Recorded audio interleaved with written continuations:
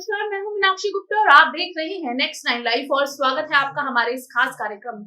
देश के popular cardiologist के अग्रवाल का निधन हो गया है। आपको बता दें कि के अग्रवाल का निधन कोरोना वायरस की वजह से हुआ है और उन्होंने कोरोना वैक्सीन की दोनों डोज ले ली थी। ऐसे में उनके निधन के बाद से लगातार ही सवाल खड़े किए जा रहे हैं। आपको बता दें कि ये वही के अग्रवाल हैं जिनका पिछले साल एक वीडियो सोशल मीडिया पर बहुत तेजी से वायरल हुआ था। दरअसल के अग्रवाल की पत्नी उनको खूब डांट रही थी फोन पर, जिसके बाद ही उन्होंने खूब सुर्खियां बटोरी थी। आपको बता दें कि के अग्रवाल पहली बार सुर्खियों में नहीं आए थे, इससे पहले भी वो कई बार सुर्खियों में आ चुके हैं। के अग्रवाल लगातार लोगों को उनके स्वास्थ्य को लेकर जागरूक करते रहते थे और उन्होंने जुगाड़ ओपीडी का कॉन्सेप्ट भी बताया था। उन्होंने डॉक्टर्स को सलाह दी थी कि वो जूम मीटिंग के जरिए एक बार में 100 लोगों को कोरोना वायरस को लेकर जागरूक कर सकते हैं और उनका इलाज कर चुके हैं। ये वही के अग्रवाल हैं जो लोगों को कोरोना वायरस के खिलाफ लगातार वीडियो के जरिए या सोशल मीडिया के जरिए जागरूक कर रहे थे। ऐसे में वैक्सीन की दोनों डोज लेने के बाद के अग्रवाल के निधन पर सवाल उठ रहे हैं कि आखिरकार कोरोना वायरस की वजह से के अग्रवाल का निधन कैसे हो गया। वहीं वैक्सीनेशन को लेकर भी कई सवाल खड़े किए जा रहे हैं। क्या है ये पूरा मामला, हमारी इस रिपोर्ट में देखिए। पद्मश्री से सम्मानित भारत के जाने माने कार्डियोलॉजिस्ट डॉक्टर के अग्रवाल का सोमवार को निधन हो गया। उनका दिल्ली के एम्स अस्पताल में कोविड-19 का इलाज चल रहा था, लेकिन सोमवार देर रात वो कोरोना से जंग हार गए। उन्होंने वैक्सीन की दोनों डोज ले ली थी। दूसरी डोज लिए हुए उन्हें 15 दिन से ज्यादा हो गई थी। इसके बाद भी डॉक्टर के अग्रवाल के साथ ऐसा हुआ, ये अपने आप में चौंकाने वाला मामला है। गौरतलब है कि अभी भी 2 ही टीकों को सरकार से मंजूरी मिली है, कोविशील्ड और कोवैक्सीन। स्पुतनिक भी जल्द ही भारत में उपलब्ध होगी।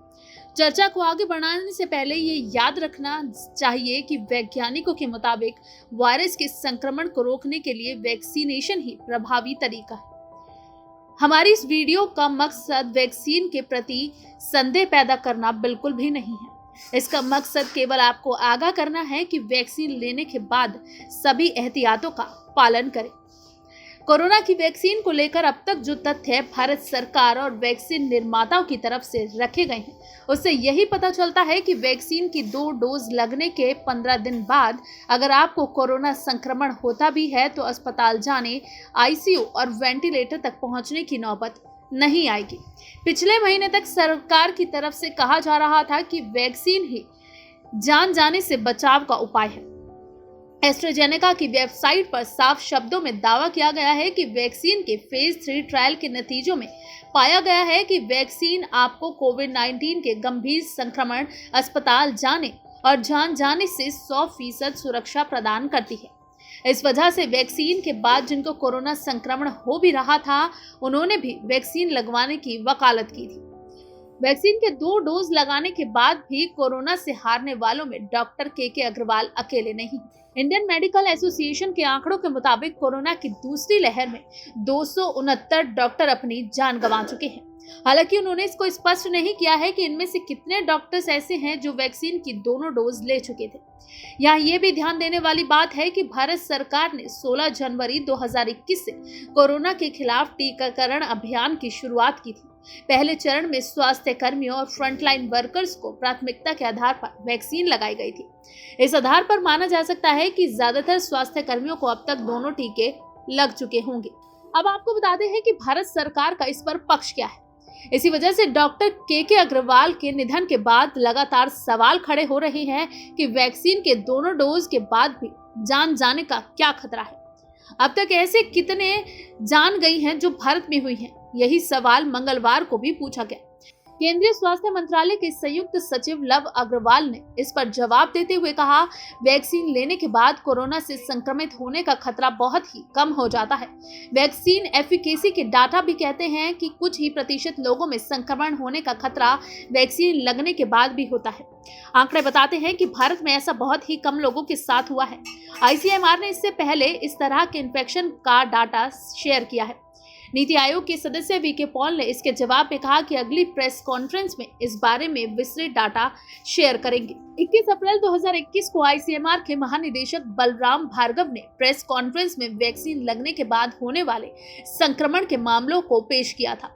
दरअसल वैक्सीनेशन के बाद भी अगर आपको कोरोना संक्रमण हो जाए तो इसे ब्रेक थ्रू इन्फेक्शन कहा जाता है। प्रेस कॉन्फ्रेंस में बलराम भार्गव ने आंकड़ों के आधार पर बताया, प्रति 10,000 वैक्सीनेशन में से ऐसे 2 से 3 मामले देखने को मिले जिन्हें वैक्सीन लगने के बाद भी संक्रमण हो गया। ऐसे मामले कोवैक्सीन लेने वालों में कोविशील्ड के मुकाबले थोड़े ज्यादा मिले हैं, लेकिन कुल मिलाकर पूरे वैक्सीनेशन प्रक्रिया में ये बहुत ही कम है और इससे चिंतित होने की जरूरत नहीं है।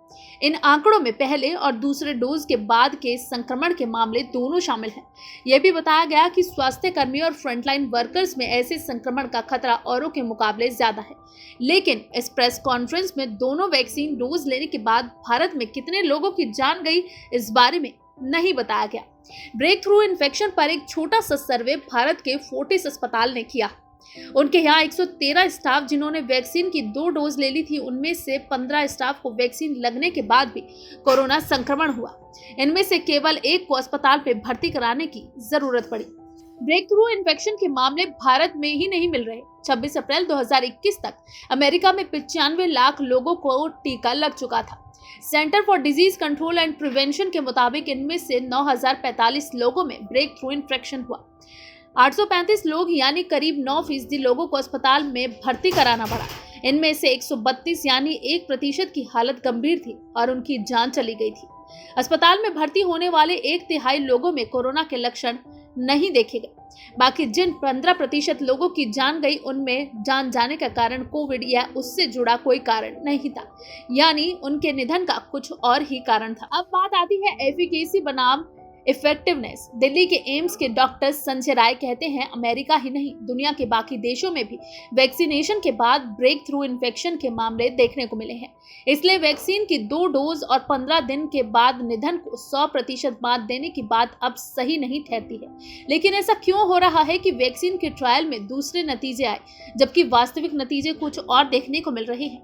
इस पर डॉक्टर संजय राय कहते हैं, मामला एफिकेसी बनाम इफेक्टिवनेस का है। वैक्सीन की एफिकेसी का मतलब है कि वैक्सीन किस हद तक वायरस से सुरक्षा प्रदान करती है। वैसे भी किसी भी वैक्सीन ने अभी तक 100% एफिकेसी का दावा नहीं किया है। एफिकेसी डाटा निकालते समय ट्रायल में परिस्थितियां नियंत्रित होती हैं। ट्रायल में शामिल होने वाले वॉलंटियर और वैक्सीन लगाने वाले लोग दोनों पूरी तरह से बातों को समझते हैं।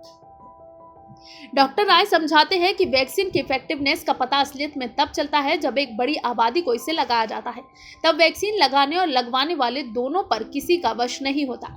ना ही वैक्सीन को ट्रांसपोर्ट करते वक्त, उसे स्टोर करते वक्त उस तरह का नियंत्रण होता है जैसा ट्रायल के दौरान संभव है।